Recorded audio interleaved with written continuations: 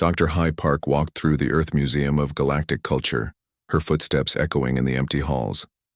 The alien artifacts around her told a story of 50 years of peaceful contact with the galaxy. But High knew the real truth hidden behind the pretty displays. Her communication device buzzed softly. A message from Commander Jin Lee appeared on the screen. Emergency meeting, Warehouse 7, 1 hour. High closed the museum early and drove to the old industrial district. Warehouse 7 looked abandoned from the outside, but inside was the most advanced technology on Earth. Jin was already waiting with 5 other people. Their faces were serious. The Zephyrians took New Sol Colony, Jin said without greeting. 3 days ago, all communication stopped. High felt her stomach drop. New Sol was one of Earth's secret colonies, built far beyond the solar system, where the galactic empires thought humans could never reach. Only 12 people on Earth knew it existed. What about New Busan and New Daegu? Asked Dr. Minko, their technology expert. Gone too, Jin replied. The Empire ships arrived and took control. No fighting, no warning, just occupation. The room fell silent. Everyone understood what this meant. For 50 years, the Galactic Council had protected Earth as a primitive world.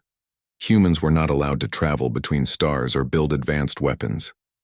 The galaxy's 12 great empires watched Earth like parents watching children, but humans had been busy in secret. How many people? High asked. 40,000 on New Sol, 25,000 on New Busan, 15,000 on New Daegu. Jin's voice was flat, but his eyes showed anger. All our people, all taken. High looked around the room. These 6 people represented the Shadow Protocol, Earth's most secret organization. For 30 years they had been preparing for this day. While Earth's government talked nicely with alien diplomats, the Shadow Protocol had been stealing technology, building hidden ships and training soldiers. The Council won't help, said Agent Yu Shin, their intelligence specialist. I intercepted their communications. They're calling it an internal empire matter. The Zephyrians can keep our colonies. Of course they won't help, Jin said bitterly. They want to see if humans will fight back. If we stay quiet like good children, maybe they'll leave Earth alone. If we fight, they have an excuse to remove our protection. Dr. Su Li, their weapons researcher, activated a holographic display. It showed the galaxy's political map. The 12 empires controlled most of the known space. Earth was a tiny blue dot in Zephyrian territory. We're ready, she said simply. Phase 1 can begin today. High studied the display. Phase 1 was their communication network. For 20 years, Shadow Protocol agents had been scattered across the galaxy, pretending to be traders, researchers, and diplomats. They used technology that the empires didn't understand, quantum entanglement communication that couldn't be detected or blocked. How many active cells? Jin asked. 237, Yu replied. Spread across all 12 empires, they're waiting for the signal. High felt a mix of fear and excitement. She had spent 15 years preparing for this moment, but she had hoped it would never come. The colonies were supposed to stay hidden. Humans were supposed to have more time to prepare. The empires think we're still primitive, Min said. They have no idea what we can do. That was true. While aliens visited Earth and saw humans using simple technology, the real human advancement happened in secret. The Shadow Protocol had reverse-engineered alien computers, weapons, and ships. They had built technology that combined alien science with human creativity. Remember the goal, Jin said, looking at each person. We're not trying to conquer anyone. We want our people back, and we want the empires to leave Earth alone, nothing more. For now, Yu added quietly. Hai understood. The Shadow Protocol had bigger plans, but they moved carefully. Today was about rescuing the colonies. Tomorrow might be about something larger. Give the signal, Jin ordered. Yu activated her communication device. Across the galaxy, in alien cities and space stations, human agents received a simple message. The shadows are moving. Hai watched the confirmation signals appear on the display. Green lights showed active cells throughout Empire space. Red lights showed cells that had gone silent. Most lights were green. "It begins," she whispered. For 50 years, humanity had played the role of grateful children, accepting galactic protection and guidance. But children grow up. And sometimes when they grow up, they discover that their protectors were never really protecting them at all. The warehouse fell quiet as the 6 humans watched their agents respond across the galaxy. Outside, Earth continued its normal day. People went to work, children went to school, and diplomats met with alien representatives. None of them knew that humanity's secret war had just begun. Agent Na Kim adjusted her trader's uniform and walked through the busy marketplace on Kalthara Prime. The alien shoppers around her had no idea she was human. Her appearance had been changed with biomodification technology stolen from Empire medical facilities. To everyone watching, she looked like a normal Kaltharan merchant. But Na was not here to trade goods. She was here to plant seeds of chaos. Her small device looked like a simple data pad that merchants used for inventory. But hidden inside was technology that could break into any computer system in the galaxy. Na walked past the central communication hub and pressed a button. Invisible nanobots flew out and attached themselves to the building's walls. 3,000 light-years away, Commander Quan Cho floated in the darkness of space. His ship looked exactly like a dead asteroid, complete with fake mineral readings and heat signatures. Inside the rocky shell was a warship more advanced than anything the Empires had seen. "Target in sight," Quan whispered into his communicator. "Zephyrian supply convoy, 12 ships." "Confirmed," came Dr. Park's voice from Earth. "Strike and disappear." Quan's asteroid ship moved silently toward the convoy. The Zephyrian ships were massive cargo vessels, carrying weapons and supplies to their fleet near human space. Their sensors showed nothing dangerous nearby, just floating space rocks. The attack lasted 30 seconds. Quan's ship opened like a flower, revealing hidden weapons that destroyed 4 cargo ships before the Zephyrians could react. Then the petals closed, and the ship looked like an asteroid again, drifting away with the debris. On Kalthara Prime, Na's nanobots had already reached the communication center's main computer. They copied themselves millions of times and spread through the planet's entire data network. But they did not attack immediately. They waited and watched, learning how everything worked. The same thing happened on 47 other Empire worlds that day. Human agents who had spent years building false identities planted invisible technology in crucial systems. Space stations, military bases, trade centers, and government buildings all received their silent visitors. Agent Bin Ryu worked as a mechanic on a Dominion Coalition shipyard. For 3 years, he had repaired alien warships and learned their weaknesses. Today, he installed special components in 12 different vessels. The parts looked normal but contained quantum viruses that would activate when commanded. Another boring day fixing Empire junk, Bin told his alien supervisor, who laughed and agreed that human workers were surprisingly good with technology. If only he knew, Bin thought. Dr. Min Ko sat in her laboratory on Earth, watching data streams from across the galaxy. Her screen showed the locations of every human agent, every planted device, and every target. The network was growing faster than she had hoped. "We have coverage on 60% of critical Empire infrastructure," she reported to Dr. Park. "The nanobots are learning their systems and preparing for coordinated strikes." "What about the resistance groups?" Park asked. Min smiled. This was the part she was most proud of. "Agent Lee Ho has made contact with the Viridian rebels. Agent Park Sa has connected with the Thronak freedom fighters. We're now supplying weapons to 17 different species fighting against Empire rule." The Empires had no idea that their oppressed subjects were talking to each other. For centuries, they had kept their conquered species separated and weak. But human agents had secretly built communication networks between rebel groups, sharing information and technology. On the mining world of Kepler 442, Agent Jung Woo met with a group of insectoid aliens called the Chitani. Their planet had been stripped of resources for 200 years while they lived in poverty. "These weapons will help you fight back," Jung said, showing them human-made plasma rifles designed to work with Chitani physiology. But remember, coordinate with the other groups. Strike together. The Chaitani leader clicked his mandibles, and what Jung had learned was their way of saying thank you. The swarm remembers its friends, the alien said. Meanwhile, Empire command centers began, reporting strange problems. On Zephyria, half their deep space communication array went offline for 6 hours.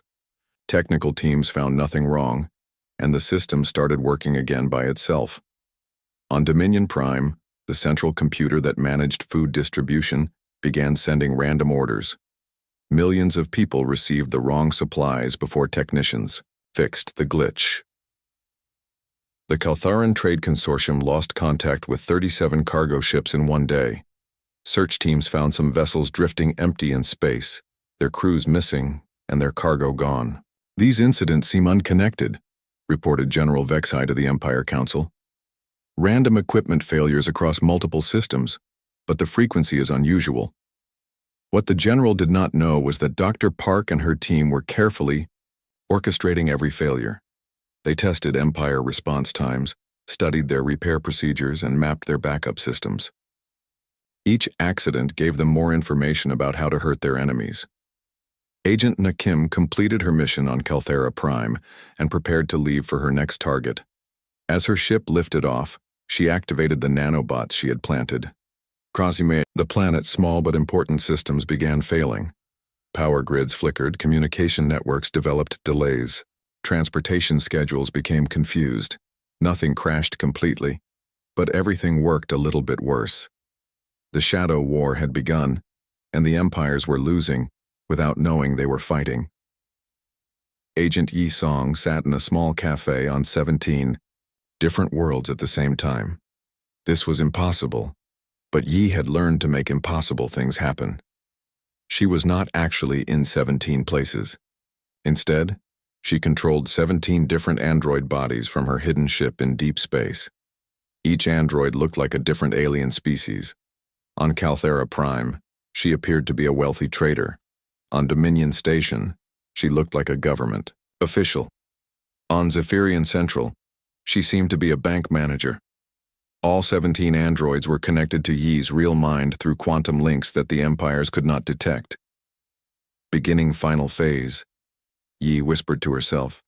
Her 17 android hands moved at exactly the same moment. Each one accessed a different part of the Kaltheran banking network. The Kaltherans had built their economic system to be perfectly secure. No single person could break into it. But 17 people working together from 17 different access points could destroy everything. Yi's fingers danced across holographic keyboards. Numbers flowed across her vision as she moved trillions of galactic credits between accounts. She made the Kaltheran government owe money to their own enemies. She transferred the personal savings of rich Kaltherans to rebel groups fighting against them. She deleted loan records and created fake debts. In 30 minutes, Yi Song destroyed an economy that had taken 300 years to build. On the other side of the galaxy, Emperor Vexhai was having the worst day of his very long life. His military intelligence chief stood before him with news that made no sense. "The humans have a research facility," the intelligence chief said. "We found it on the rogue planet Kepler 1649c. But sir, the technology inside is impossible." Vexhai looked at the holographic images from the raid. His soldiers had discovered a human base hidden inside what looked like a dead rock floating in empty space. The base was huge, carved deep into the planet's core. "Show me the weapons," Vexhai ordered. The images changed to show devices that hurt his eyes to look at. The humans had built cannons that fired concentrated gravity. They had shields that existed in multiple dimensions at once. Their ships could fold space around themselves to become invisible. "How long has this base existed?" he asked. "Unknown, sir. But we found construction records dating back 40 years. The humans have been building this in secret since shortly after first contact." Vexhai felt something he had not experienced in centuries: fear. The humans were supposed to be primitive children playing with simple tools. Instead, they had been secretly building technology that made Empire science look ancient. "There's more, sir," the intelligence chief continued. "We captured 3 humans at the facility, under interrogation. They revealed the existence of 47 other hidden bases. 47 other bases. Vex-High's fear turned to anger. The empires had been completely fooled for 50 years. Dr. Rim Bay worked frantically in her archaeological laboratory on Earth. Ancient stone tablets covered every surface, each one inscribed with symbols from dead civilizations. Rim had spent 15 years translating these texts, and today she had found the final piece of the puzzle. "It's all here," she told Dr. Park over their quantum communicator. "Everything we're doing now, it was done before.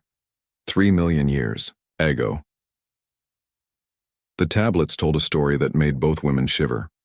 Long before the current empires existed, the galaxy had been peaceful.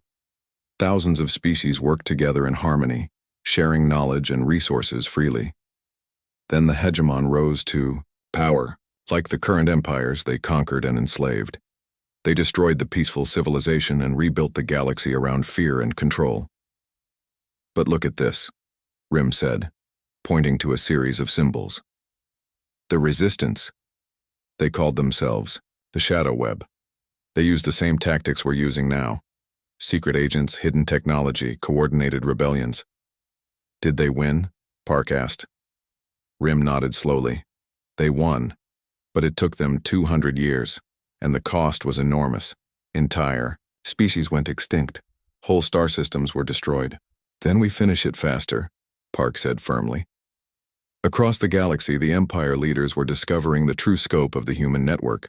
On 50 different worlds, their subject species had risen in coordinated rebellion. But these were not desperate. Uprisings with crude weapons. The rebels fought with advanced human technology that matched Empire equipment. Agent Kang Su watched from orbit as the insectoid Thronak rebels attacked a Dominion military base. The aliens moved with precision that came from human training. Their weapons were human designs modified for alien physiology.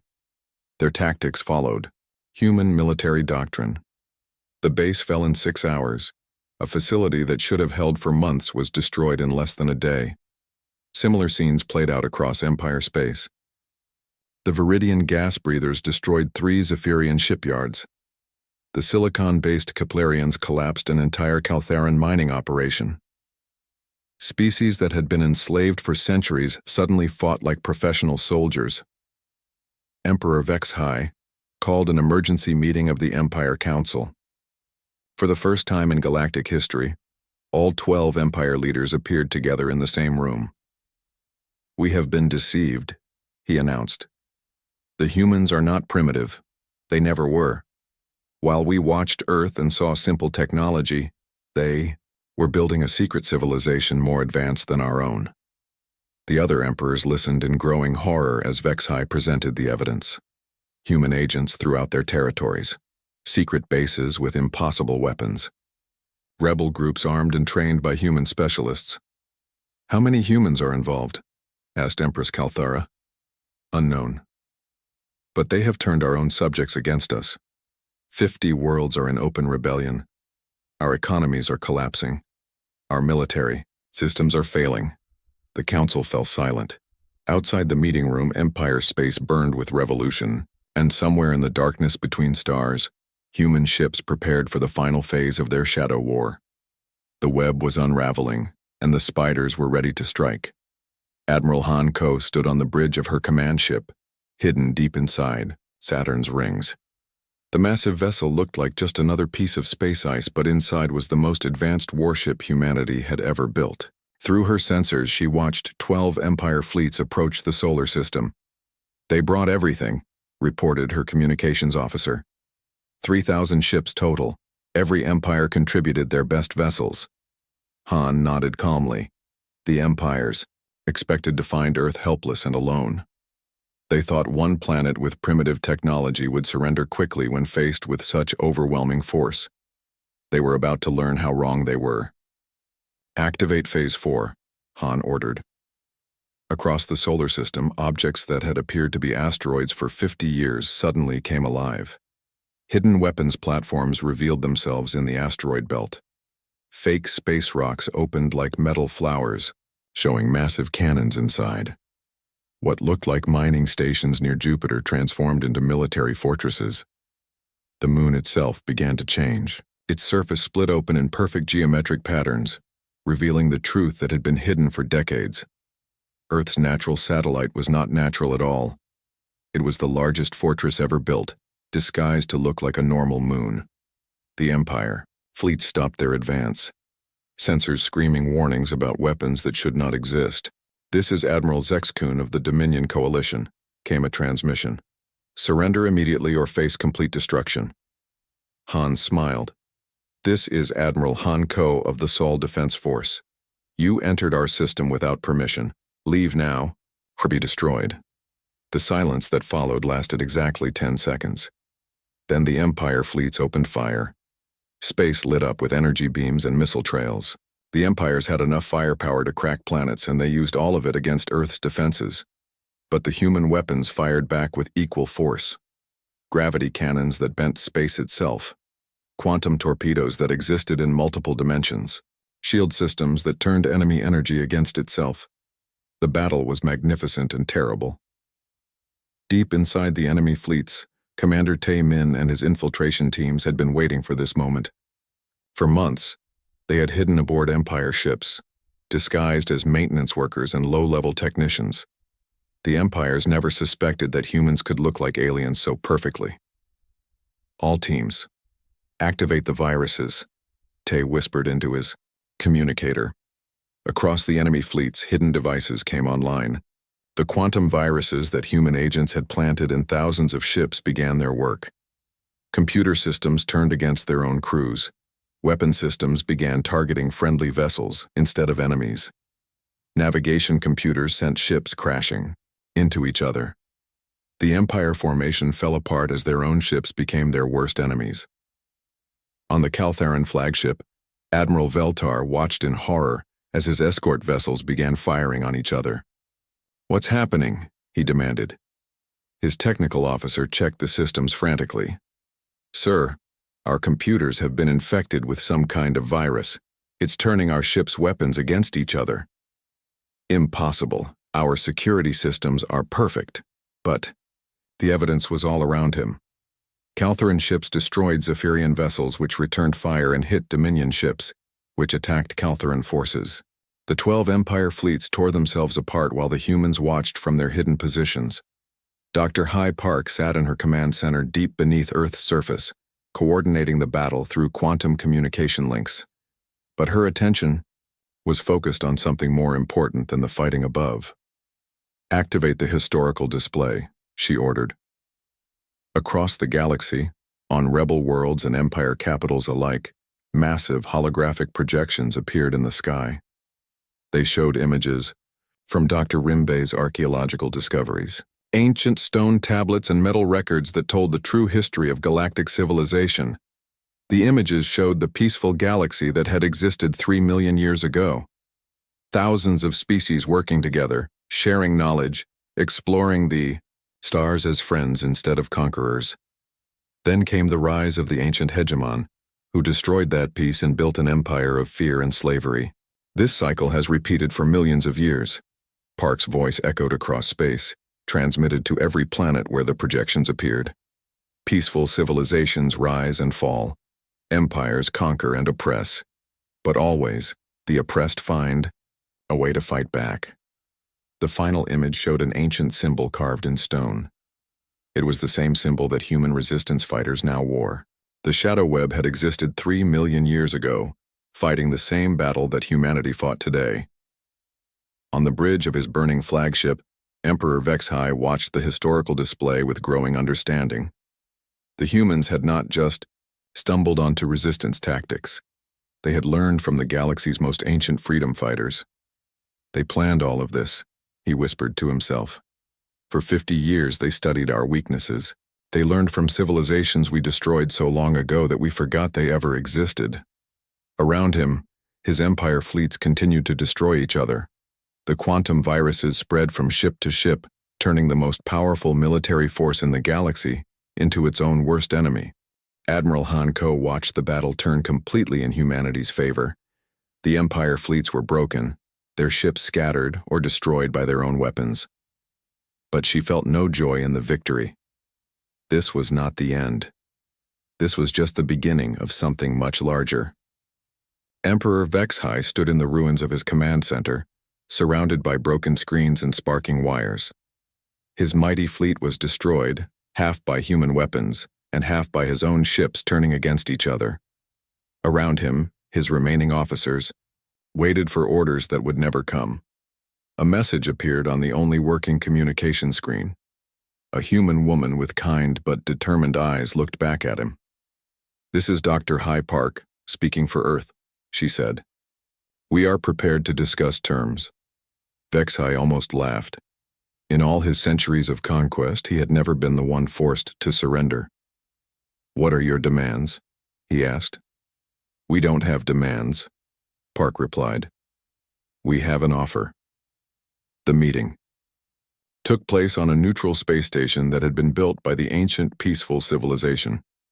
Dr. Park arrived with representatives from dozens of species that the empires had oppressed for centuries. The Chitani insect people stood beside the gas-breathing Viridians. The silicon-based Keplerians talked with the aquatic Hydronians. For the first time in millions of years, the galaxy's children were united. Vexhai entered the meeting room with the other empire leaders. They looked like broken old predators, their power taken away in a single day. Empress Calthera could not meet anyone's eyes. Admiral Zexkun's hands shook with barely controlled rage. "You could destroy us completely," Vexhai said to Park. "Why are we talking instead of dying?" "Because destruction is what the old galaxy was built on," Park answered. "We want to build something different." Agent Nakim activated a holographic display that showed the new galactic map. Instead of 12 empire territories marked in different colors, the map showed thousands of small areas representing individual species and their homeworlds. "The age of empires is over," Na explained. "Every species will govern themselves. No one will rule over anyone else." "Impossible," snapped Admiral Zexkun. "The galaxy needs strong leadership. Without empires, there will be chaos." Commander Jin Lee stepped forward. "The galaxy had peace for millions of years before your empires existed. We're going to bring that peace back." The negotiations continued for days. The empire leaders demanded to keep some of their power, to maintain control over their most important worlds. But the liberated species refused every compromise. They had suffered under empire rule for too long. Dr. Rim Bay presented the archaeological evidence that had guided humanity's resistance. The ancient tablets showed exactly how the peaceful galactic civilization had worked. Every species contributed what they could and received what they needed. Decisions were made by cooperation, not force. "We're not inventing something new," Rim explained. "We're bringing back something old and good that was destroyed by fear and greed." The final agreement was simple. The 12 empires would dissolve completely. Their military forces would be disbanded. Their conquered territories would be returned to their original inhabitants. In exchange, the former empire species would be welcomed as equals in the new galactic cooperative. Some empire leaders refused to sign. Admiral Zexkun tried to escape with a hidden fleet, but Commander Taemin's teams had already infiltrated every ship. The admiral was captured without a fight. Emperor Vexhai was the last to agree. "What happens to people like me?" he asked. "What happens to those who ruled through fear?" "You learn to live differently," Park said, "or you remain alone while the galaxy moves forward without you." Agent Yu Shin coordinated the massive task of hunting down empire remnants across the galaxy. Some former empire officials tried to maintain local control, but they found no support. The liberated species had tasted freedom and would never accept oppression again. Dr. A. Shin worked with representatives from 200 species to write the Galactic Cooperative Charter.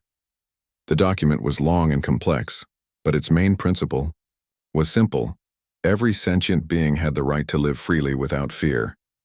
The hardest work fell to Commander Juan Park, who established the new educational system. On worlds that had been separated for centuries, children from different species learned together for the first time. Human teachers worked alongside alien educators to create schools where cooperation replaced competition. Agent Kang Su visited New Sol Colony, now free from Zephyrian control.